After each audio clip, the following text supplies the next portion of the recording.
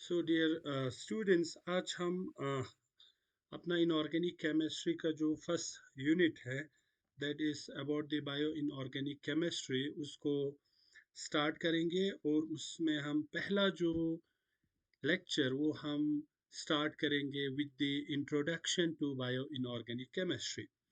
तो आज के लेक्चर में हम इन कुछ इम्पॉर्टेंट कंसेप्ट्स या पॉइंट्स पे डिस्कशन करेंगे। सबसे पहले हम जानने की कोशिश करेंगे कि भाई ये बायो इनऑर्गेनिक केमिस्ट्री क्या है। So these are the outlines of the today's lecture. ये आज के लेक्चर का कुछ आउटलाइन है जो कि हम आज के लेक्चर में पढ़ेंगे। उसमें सबसे पहले हम जानेंगे बायो इनऑर्गेनिक केमिस्ट्री क्या है। देन हम important elements of biological important जो इनऑर्गेनिक एलिमेंट्स है, without this element none of the living being cannot be able to sustain, वो हम देखेंगे।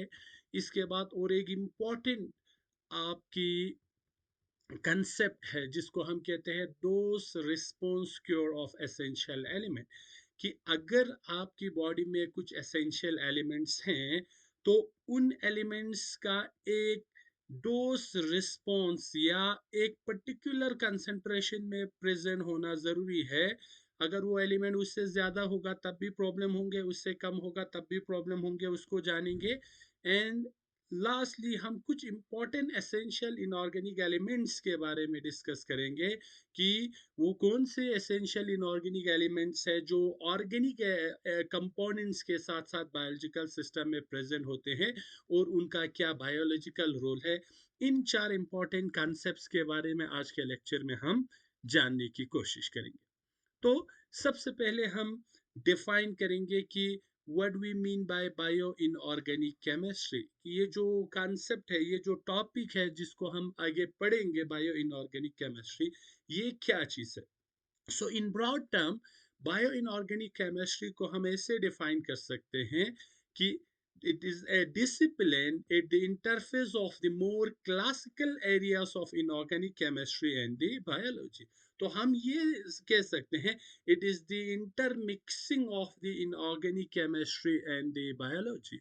और हम इसको ऐसे भी डिफाइन कर सकते हैं कि the actual application of the inorganic elements or the actual role of the inorganic elements in the biology in this particular area of science or this particular interface is usually called as bio inorganic chemistry.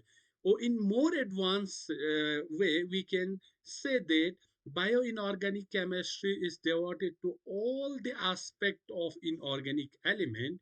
Any organic inorganic element, whether it can be your alkali, alkaline, earth metal, whether it can be your transition metals, whether it can be your non-metals, any of the inorganic element which is important for the growth and metabolism of the living system, that part of the chemistry or that complete concept or complete combination of the chemistry is usually defined as bio inorganic chemistry. So bio inorganic chemistry हम दो important major components में divide कर सकते हैं। That is one is the study of naturally occurring inorganic elements in biology, और we can से जो living system में हमारे पास जो इनऑर्गेनिक एलिमेंट्स है उनकी स्टडी को भी हम बायो इनऑर्गेनिक केमिस्ट्री कह सकते हैं। And also we can define the introduction of the metals into biological system, either in the form of probes or in the form of drugs, is also an important component of bio inorganic chemistry. So इन दो चीज को combine करके हम क्या कह सकते हैं, bio inorganic chemistry कह सकते हैं। और इन ए मोर ब्रॉडर वेज, अब सिर्फ यहाँ पे बायो इनऑर्गेनिक केमिस्ट्री यहाँ तक महदूद नहीं है। सो बायो इनऑर्गेनिक केमिस्ट्री में और बहुत सारे ब्रांच ऑफ केमिस्ट्री यूज होते हैं। Not only chemistry, other interdisciplinary field, yeah, other field or other subject is also be very important in bio inorganic chemistry. So in a more broader way, bio inorganic chemistry को हम ये भी कह सकते हैं, it is a multidisciplinary field which contains expertise, yeah, experts from biochemistry, chemistry, crystallography, genetic, medicine, microbiology, और the combination of all these subject actually led to a new branch of chemistry. इन सब की combination से हमें एक और chemistry का branch मिलते हैं जिनमें हम इन सारे चीज़ों को, सारे subjects को क्या करते हैं, मिलाते हैं. So in total bioinorganic chemistry can also deals with biochemistry. इसमें आपका फिजिक्स भी होगा जब आप फार्मेकोकाइनेटिक्स स्टडी करेंगे, ड्रग रिलीज स्टडी करेंगे. Toxicology is also important of bioinorganic chemistry. Microbiology is also important part of bioinorganic chemistry. Pharmacology, biology, inorganic chemistry.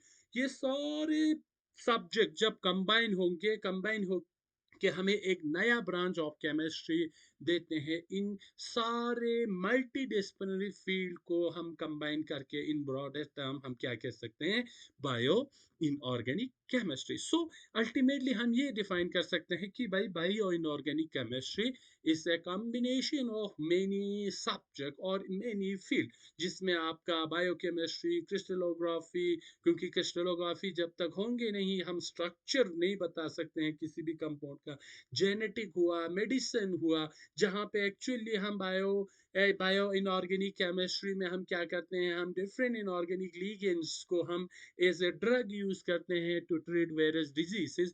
तो इन सारे combination of subject gives us a new subject or new concept which is usually called it as bio inorganic chemistry. तो ये हमारा एक simple bio inorganic chemistry का क्या है, definition है, या हम ये कह सकते हैं ये हम एक simply reflection of bio inorganic chemistry.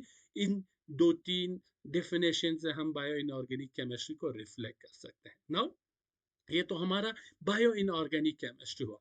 Now let's see some of the important elements of biological importance. अब हमने क्या कहा, it is a combination of biology and the inorganic elements. Now जब हम biology की बात करते हैं, biology mainly contains the organic part, जिसमें आपका mainly कार्बन, ऑक्सीजन, इन सब का क्या होगा, आपकी organic elements से बना होते हैं. Now let's see some of the important elements of biological importance which is from the inorganic chemistry. Therefore इन दोनों की कॉम्बिनेशन से ही हमें क्या बनता है, बायो इनऑर्गेनिक केमिस्ट्री बनते हैं.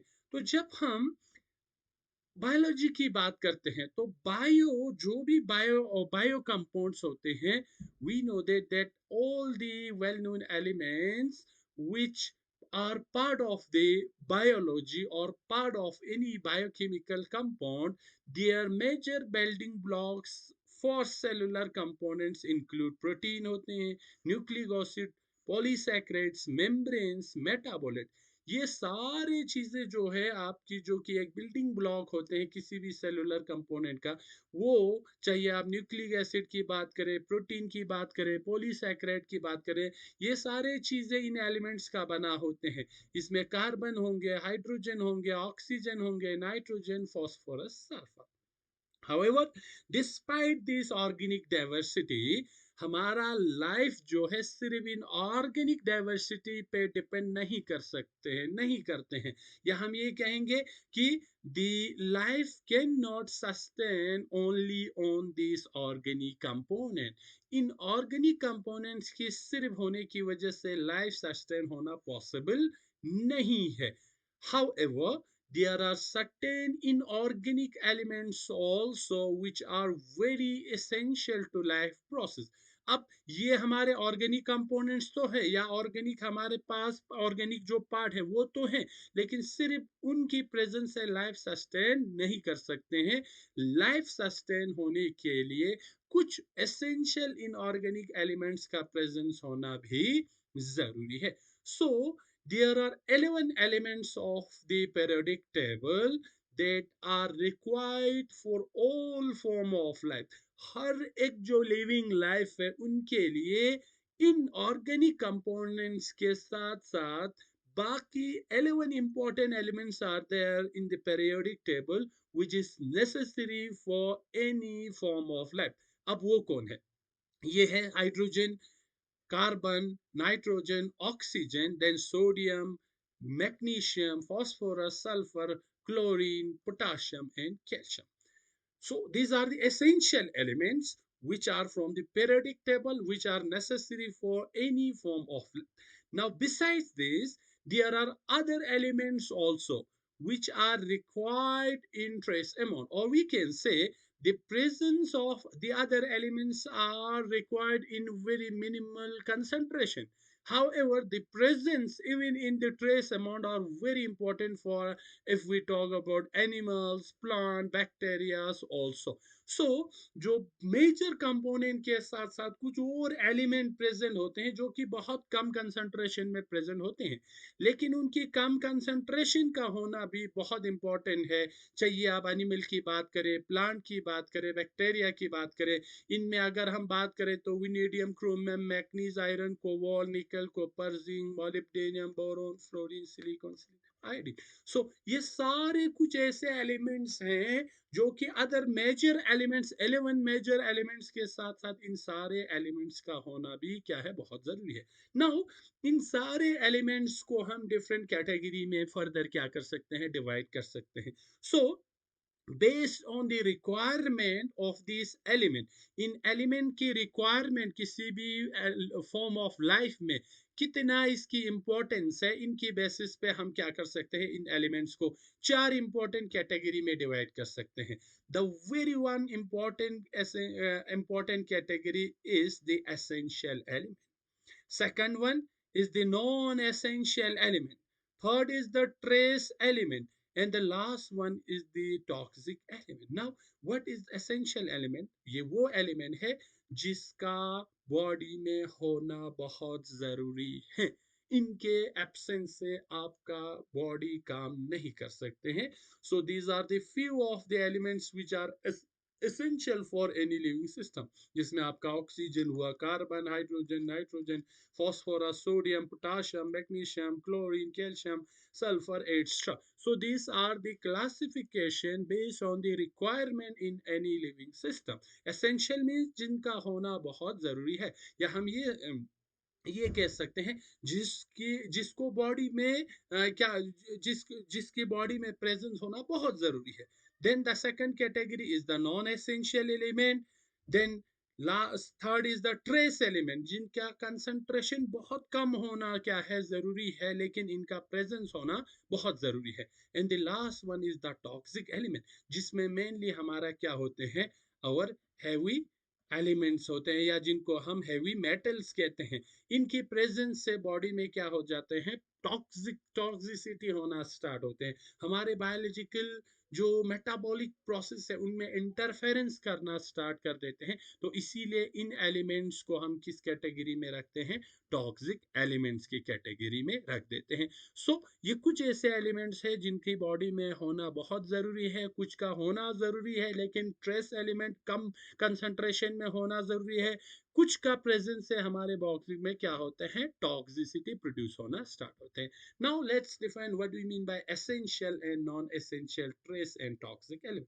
सो एसेंशियल के लिए ऑलरेडी हमने बोला कि इनकी बॉडी में प्रेजेंस होना है, या बॉडी में प्रेजेंस होना मेंटेनेंस ऑफ लाइफ के लिए क्या है, बहुत जरूरी है। इनकी एब्सेंस से या तो हमारे बायोलॉजिकल सिस्टम का सीवियर माल फंक्शन होगा, and ultimately it will lead to the death of that particular living system, जिसमें ऑक्सीजन हुआ, हाइड्रोजन हुआ, जिसमें आपका नाइट्रोजन हुआ, जिसमें आपका फॉस्फोरस हुआ। तो ये सारे वो एलिमेंट्स हैं जिनको हम क्या कहते हैं, एसेंशियल एलिमेंट्स की कैटेगरी में रखते हैं।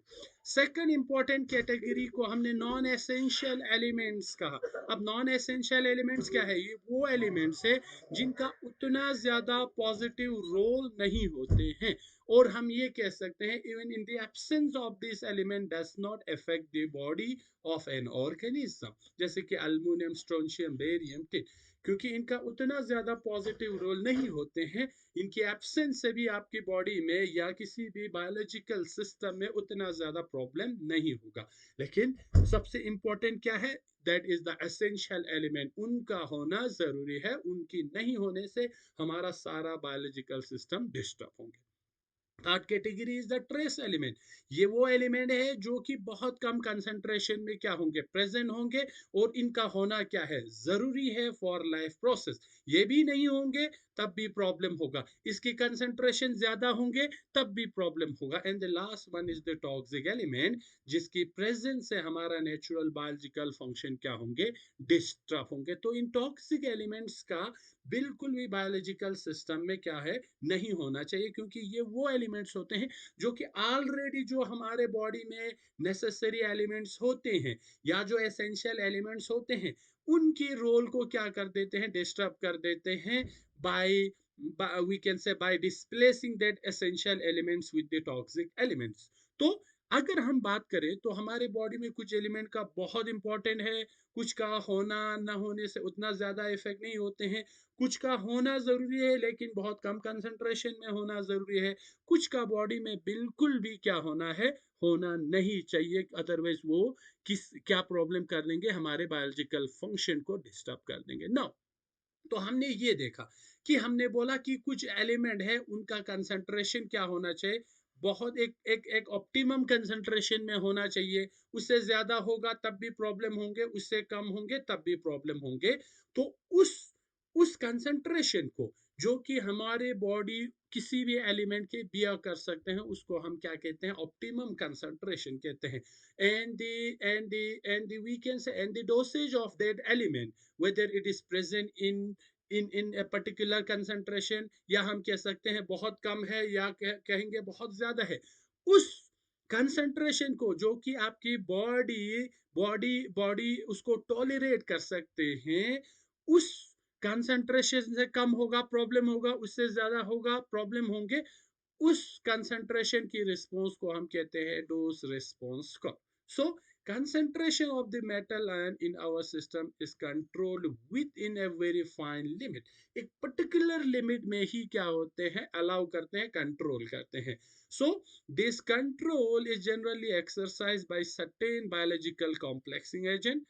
The deficiency or excess of metal ion causes disorder which led to various diseases or ultimately death of any living system। So हमारे पास कुछ रेंजेस है, एक होते हैं हमारे सर्वाइवल रेंज, सेकंड डेफिशिएंसी, इसी डोज रिस्पांस का की बात करेंगे, then we have optimum, then we have toxicity and lethality. So survival range means अगर उससे कम कंसंट्रेशन होंगे तो ऑर्गेनिज्म सर्वाइव नहीं करेंगे, तो सर्वाइवल रेंज में भी नहीं होना चाहिए। डिफिशियंसी हुआ, organism exist with less optimal function, deficient होगा, कमी होगा।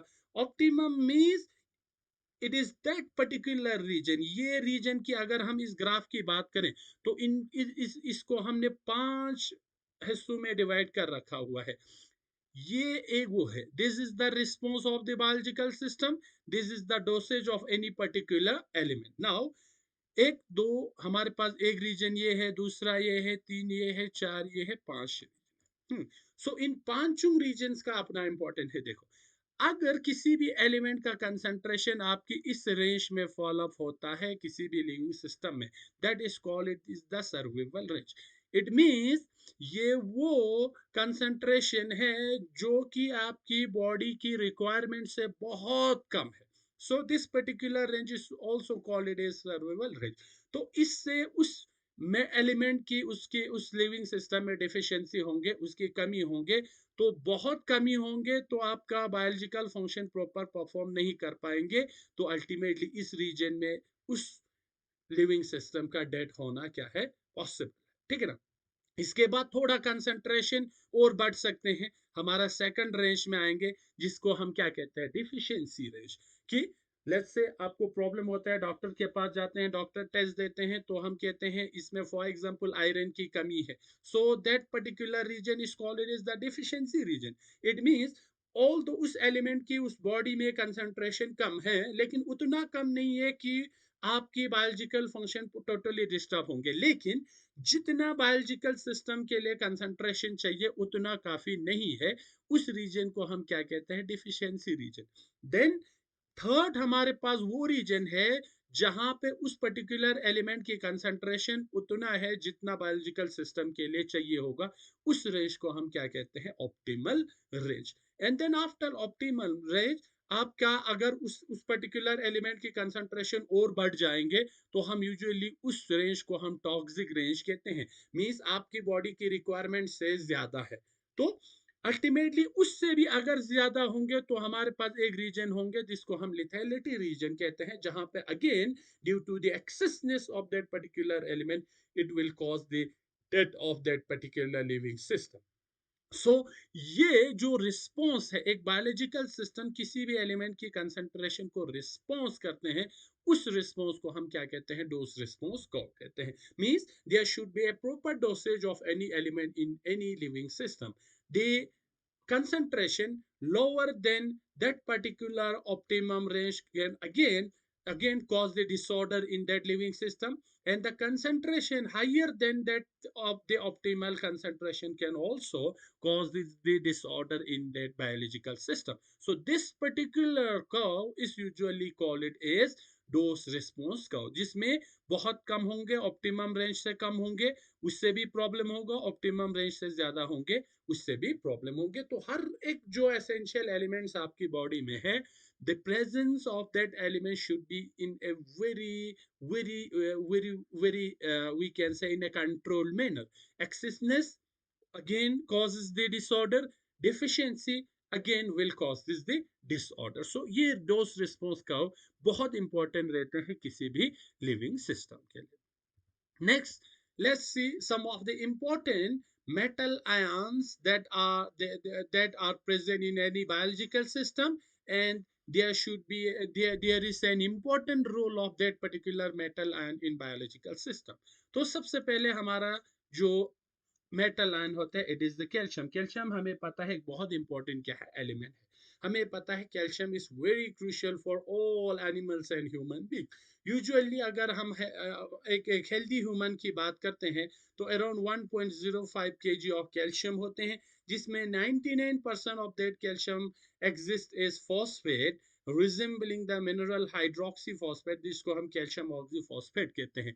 And the calcium mostly presence in our bones and teeth, ठीक है। और जो रिमेनिंग 1% है that are present in the cellular fluid, जो कि हमारे आयंस की काम करते हैं, कुछ प्रोटीन्स में एंजाइम्स के साथ बाइंड होते हैं, but most of the calciums are present in bones and teeth. Dietary source calcium की बात करते हैं तो मिल्क एक ऐसा हमारे पास न्यूट्रिएंट है जिसमें 65 to 76% होते हैं। और अदर अगर हम सोर्स की बात करें, मीट है, फिश है, एग है, ये हमारे पास कुछ ऐसे सोर्स है जिसमें हमें कैल्शियम मिलते हैं। नॉन डायरी प्रोडक्ट जैसे नट्स है, फ्रूट है, बीन्स है, इनमें भी हमें एक very very limited concentration of calcium present होते हैं। नाउ अगर कैल्शियम की डिफिशियंसी और एक्सेसनेस होंगे, again there it will cause problem in any living system. हमें पता है कैल्शियम की डिफिशियंसी उतना ज्यादा कॉमन नहीं है जहां पे डायरी प्रोडक्शन ज्यादा होते हैं या प्रोटीन की प्रोडक्शन या मिल्क की कंजम्पशन ज्यादा होते हैं। अगर कैल्शियम ज्यादा हुआ तो हाँ, कैल्शियम की एक्सेस डिफिशियंसी से अगर होता है तो वहां से भी प्रॉब्लम होंगे। हमारे ऑस्टियोपोरोसिस हो सकते हैं, ऑस्टियोआर्थराइटिस हो सकते हैं, बोन्स हमारे वीक होंगे, टीथ हमारे वीक होंगे। Excessness of calcium again causes disorder, कुछ स्टून की फॉर्मेशन होगा, आर्टरीज की हार्डनिंग होंगे, कार्ट्रेक होंगे आई में। क्यों होंगे?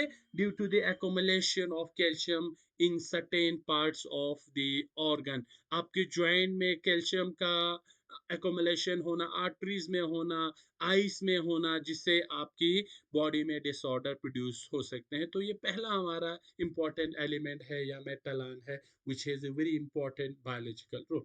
Second is magnesium. Magnesium again abundant element है ऑन द अर्थ का, और both plant as well as animal की बायोलॉजिकल फंक्शन के लिए ये क्या है, बहुत जरूरी है। आपने क्लोरोफिल सुना होगा, हमारे पोरफायरिन रिंग के साथ क्या है, मैग्नीशियम उसमें प्रेजेंट होते हैं, which is very important for the photosynthesis. अगर फोटोसिंथेसिस नहीं होगा, प्लांट फूड प्रोड्यूस नहीं कर पाएंगे, तो इससे पूरा जो जो नेचुरल जो इकोसिस्टम है या नेचुरल जो फूड चेन है वो क्या होंगे, डिसबैलेंस होंगे। And other important role of magnesium is also there जो कि आपके एंजाइमेटिक रिएक्शन में होंगे, एटीपी कैटालाइजेशन में होंगे, DNA transcription, RNA function and many other biological process which require magnesium is a very important component. Dietary resource की बात करें, nuts, sea food, legumes, vegetable, meets में बहुत अच्छा मैग्नीशियम की कंटेंट होते हैं। अगर मैग्नीशियम की डिफिशियंसी की बात करें तो वेल नोन हाइपोकैल्सीमिया है, हाइपोक्लीमिया है, कार्डियक है, न्यूरोलॉजिकल मैनिफेस्टेशन है और many other problems are there which causes due to the deficiency of magnesium. So magnesium is again very important metal ion for any biological process. Third की बात करें, potassium है, बहुत important again metal metal ion और element है। अगर हम एक एडल्ट ह्यूमन की बात करें, 140 ग्राम्स ऑफ पोटाशियम होते हैं, जो कि 90% आपके इंट्रासेलुलर और एक्सचेंजेबल फ्लूइड के फॉर्म में प्रेजेंस होते हैं, जो कि आपकी इधर कार्डियक सिस्टम या न्यूरोलॉजिकल सिस्टम की बात करें उनके लिए बहुत ज़रूरी होते हैं। कैल्शियम की कमी होगा, अगेन बायोलॉजिकल सिस्टम में डिस्टर्बेंस प्रोड्यूस होना स्टार्ट होगा, क्योंकि calcium and that fourth is sodium. Calcium और सोडियम एक ऐसा आयंस है जो कि हमारे बॉडी के लिए बहुत इंपॉर्टेंट होते हैं, ठीक है ना, to to to perform a normal biological function. अगर ये नहीं होंगे हमारे बॉडी में बहुत सारे प्रॉब्लम्स होना स्टार्ट होगा। कि सोडियम की बात करें, हमारा हमारा ब्लड प्रेशर है, अगेन ब्लड प्रेशर हमारा सोडियम की कंसंट्रेशन की वजह से मेंटेन रहते हैं। ज़्यादा सोडियम लेंगे हाइपरटेंशन होंगे, कम होंगे हाइपोटेंशन होंगे। So these are again very important metal ions of biological importance. Then we have iron. Iron is again very important. Iron is a very important component of your hemoglobin and myoglobin, जो कि iron को transport और storage का काम करते हैं। Iron की deficiency से हमें अगेन ज़्यादा प्रॉब्लम होते हैं, जिसमें हम क्या कहते हैं, एनीमिया कहते हैं, ब्लड कम होना कहते हैं। एक्चुअली हमारे ब्लड में हीमोग्लोबिन की कंसंट्रेशन कम होते हैं। हीमोग्लोबिन की कंसंट्रेशन अगेन आयरन की कमी की वजह से होते हैं, ठीक है ना। और अदर क्रोनिक कंडीशंस और ऑल्सो नीन, जिसमें आयरन की एक्सेस की वजह से डिपोजिशन होते हैं टिश्यूज एंड ऑर्गन में, जिसको यूजुअली हम सिडिरोसिस कहते हैं। इससे भी हमारा बायोलॉजिकल सिस्टम डिस्टर्ब हो सकते हैं। तो again there should be an optimum concentration of iron. The deficiency as well as excessiveness of the iron causes the disorder in any biological system. Then we have copper, then we have cobalt. Cobalt and copper, copper की बात करें, ये भी बहुत important है, because copper is and again very important metal which is required for the enzymes, जो enzymes to do इस normal function. Copper की एक्सेसनेस की वजह से एक डिजीज होते हैं जिसको हम वेल्सन डिजीज कहते हैं। So again the copper should be present in an optimum concentration. Copper की ज्यादा, कॉपर की कमी, दोनों की वजह से क्या होगा, प्रॉब्लम होंगे। कॉपर की कमी की वजह से हमारे पास हमें एक डिजीज होते हैं जिसको हम मैंकी सिंड्रोम कहते हैं या स्टील हेयर सिंड्रोम कहते हैं। तो कमी होंगे, मैंकी सिंड्रोम होंगे, एक्सेसनेस होंगे, वेल्सन डिजीज होंगे। That's why the dose response curve is very important, कि कॉपर होगा लेकिन एक पर्टिकुलर कंसंट्रेशन के अंदर होना चाहिए, अदरवाइज प्रॉब्लम होना स्टार्ट होंगे। Then cobalt, again very important component of your vitamin B12। Vitamin B12 की कमी की वजह से आप क्या होंगे, सुस्त होना स्टार्ट होंगे, आपकी आपकी बॉडी वीक होना स्टार्ट होंगे। तो विटामिन B12 में cobalt essential elements and element present होते हैं। तो इसकी कमी की वजह से भी बायोलॉजिकल जो सिस्टम है वो डिस्टर्ब होना स्टार्ट होते हैं। So these are the few important metal ions of biological important. Then we have anemia होंगे विटामिन B12 की वजह से, परनीशियस एनीमिया जिसे कहते हैं। तो कोबाल्ट का प्रेजेंस भी होना बहुत जरूरी है। Then zinc, zinc is again very important element. एक एडल्ट की बात करते हैं, 1.5 to 3.0 ग्राम्स ऑफ जिंक, जो कि मोस्टली लीवर और बोन में क्या होते हैं, प्रेजेंट होते हैं। डाइटरी सोर्स की बात करें तो fresh fruit and vegetable is very important source of zinc. तो जिंक की कमी की वजह से हमारे बच्चे जो है क्या होते हैं, बच्चों बच्चों में प्रॉब्लम होना स्टार्ट होते हैं। और अगर अगर अगर अगर पेरेंट्स में जिंक की कमी है, वो इनहेरिट होते हैं इन आपकी बच्चों में, जिसको हम एग्रोडर्मेटाइटिस एंटीरोपैथिया कहते हैं। और जिसकी वजह से disturbance in behavioural, diarrhoea, hair loss, severe peri of orificial skin होना, स्किन पे रैशेस होना स्टार्ट होते हैं।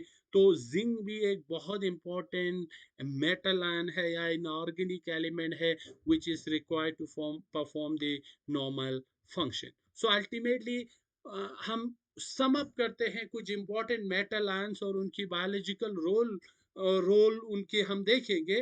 तो सोडियम की बात करें तो सोडियम और potassium both act as a charge carrier और ऑस्मोटिक बैलेंस मेंटेन करने के लिए बहुत इंपॉर्टेंट है। मैग्नीशियम आपके हाइड्रोलाइज आइसोमेरेज एंजाइम्स में प्रेजेंट होंगे, हाइड्रोलाइसिस करेंगे, आइसोमेराइजेशन करेंगे। कैल्शियम की बात करें, again structural maintain, triggering charge carrier. Vanadium nitrogen fixation oxidase में प्रेजेंट होते हैं। Molybdenum again nitrogen fixation enzymes oxidase oxo transferase में प्रेजेंट होते हैं।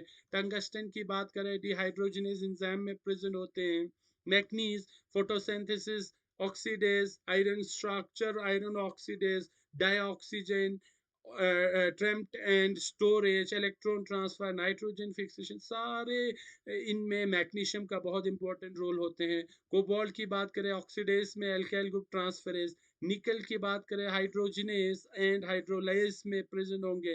कॉपर की बात करें oxidase, dioxygen transport, electron transfer. Zinc की बात करें हाइड्रोलाइज में प्रेजेंट होंगे and many other enzymes which contain zinc as a very important inorganic element. So these are the few of the inorganic elements or metal ions which has a very important role in any biological function. So इन सारे inorganic elements और organic जो हमारे पास diverse components है, इन सब को combine करके इनकी structure, इनकी फंक्शंस को पढ़ना हमारा बायो इनऑर्गेनिक केमिस्ट्री कहलाते हैं। ठीक है, तो ये सारे वो चीजें जो कि ऑर्गेनिक और इनऑर्गेनिक दोनों कंबाइन होके कुछ ऐसे कंपोनेंट्स बनाते हैं जो कि किसी भी लिविंग सिस्टम के लिए क्या होते हैं, बहुत इंपॉर्टेंट होते हैं। सो ये आज के लेक्चर में हमने यही जाना कि what we mean by bio inorganic chemistry, what are the importance element of biological important, then हमने dose response curve of essential element देखा, and then we have discussed some important essential inorganic elements and their role in biological system, जिनमें उनकी एक्सेसनेस, जिसमें उनकी कमी से क्या problem होते हैं, वो सारी चीज़ें आज के लेक्चर में हमने डिस्कस करा है। तो आज के लेक्चर में हम इतना ही डिस्कस करेंगे। नेक्स्ट लेक्चर हम अगेन बायो इनऑर्गेनिक केमिस्ट्री पे हम डिस्कस करेंगे। तो आज की लेक्चर को हम यहीं खत्म